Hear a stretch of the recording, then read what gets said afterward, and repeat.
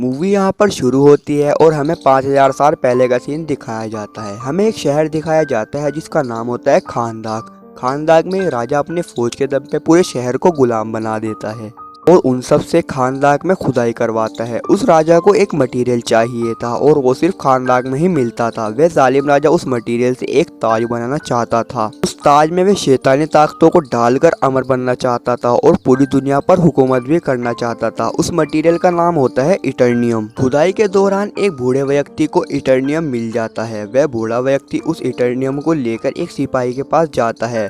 सिपाही उससे इटर्नियम ले लेता है, मगर सिपाही उस बूढ़े व्यक्ति को मारकर खाई में गिर देता है। वहीं खड़ा एक बच्चा ये सब देख रहा था जिसका नाम होता है सूरमा। सूरमा उस सिपाही से इटर्नियम छीनकर एक पहाड़ी की चोटी पर चढ़ जाता है और सबको राजा के खिलाफ कर देता है। राजा जानता था कि एक छोटी सी चिंगारी कभी न कभी आग में बदल सकती है, इसीलिए वह उस सूरमा को मारने का फैसला सुनाता है। अगले दिन सूरमा को महल लाया जाता है, मगर जब वे उसे मारने वाले होते हैं तो वो अचानक से गायब हो जाता है और गायब होकर वह पहुंच जाता है गौड़ के संगठन में, जहां सब उसकी बहादुरी से खुश होकर सब उसके अपनी पावर देते हैं और उसे कहते हैं कि जब तुम बोलोगे शहज़ैम तो हम सबकी पावर्स तुम्हारे अंदर आ जाएंगी। सूरमा अपनी पावर्स को लेकर महल पहुंचता है, मगर ताज तैयार होकर राजा के पास आ चुका था। फिर इन दोनों में काफी लड़ाई होती है, मगर सूरमा लड़ाई को जीत जाता है।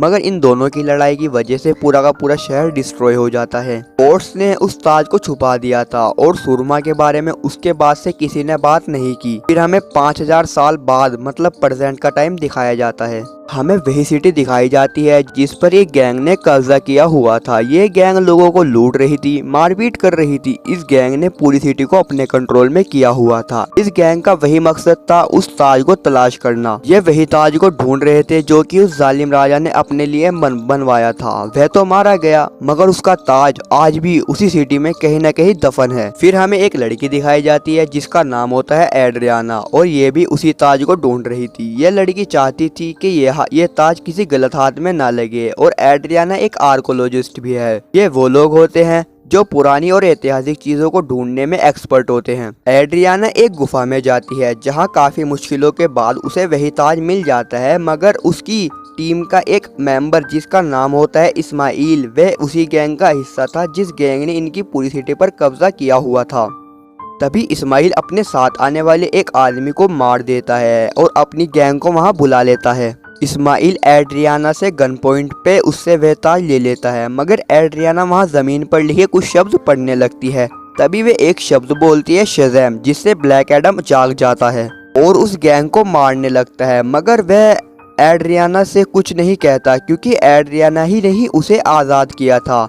इस्माइल भी ब्लैक एडम के सामने मरने का नाटक करता है जिससे वह बच जाता है। उस गैंग के और भी मेंबर वहां आने लगते हैं, मगर ब्लैक एडम उन सबको मारता जाता है। उसी गैंग का एक आदमी ब्लैक एडम पर एक स्पेशल वेपन से हमला करता है। एडम उस मिसाइल को पकड़ लेता है। वह मिसाइल उसी इटर्नियम से बनी हुई थी जिससे वह ताज बना हुआ था और जब वह ब्लास्ट होती है तो एडम को उससे काफी चोट आई थी। ब्लैक एडम उस इंसान को तो मार देता है जिसने उस पर मिसाइल छोड़ी थी, मगर थोड़ी बहुत देर बाद वह बेहोश हो जाता है और उसे पूरा एक दिन लगता है इस चोट से रिकवर होने में।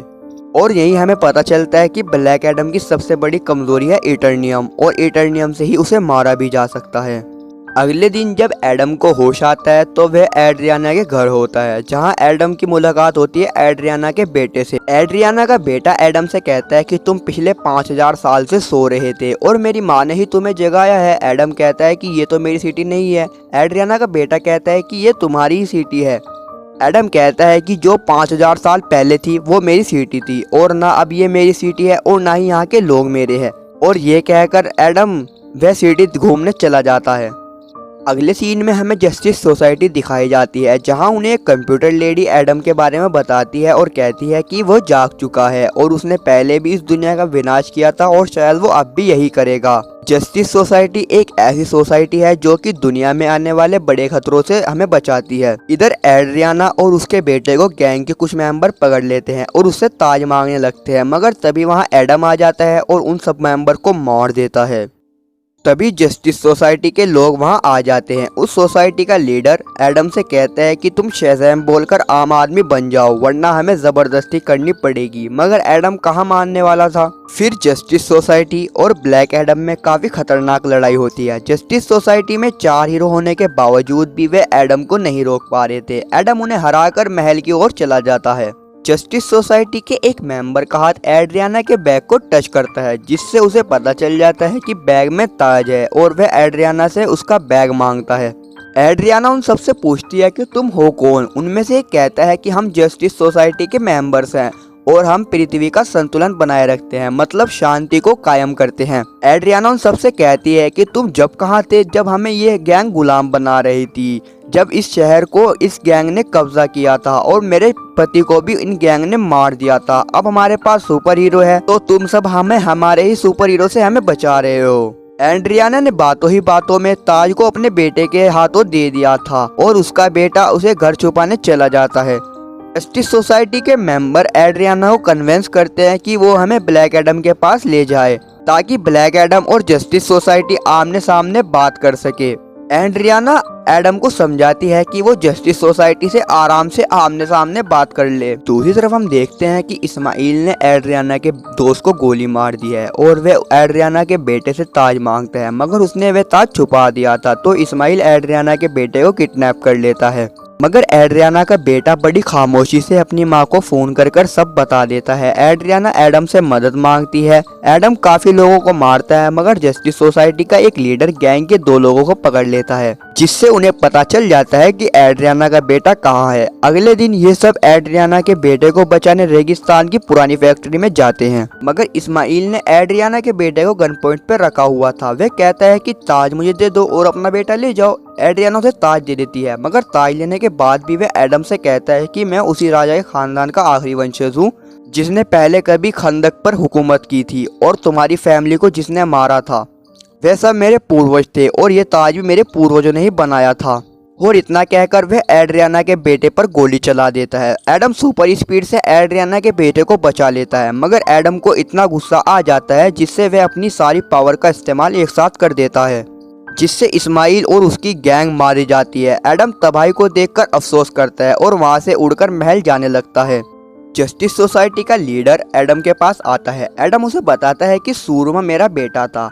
जब वह गायब हुआ तो राजा ने मुझे और मेरी बीवी को इतना टॉर्चर किया कि जिससे मेरी बीवी मारी गई और मैं भी मरने ही वाला था, मगर मेरा बेटा अपनी सारी ताकत मुझे दे देता है। मगर तभी सिपाही हम पर हमला कर देते हैं, जिससे मैं तो बच जाता हूँ क्योंकि मेरे पास पावर थी, मगर मेरा बेटा मारा जाता है।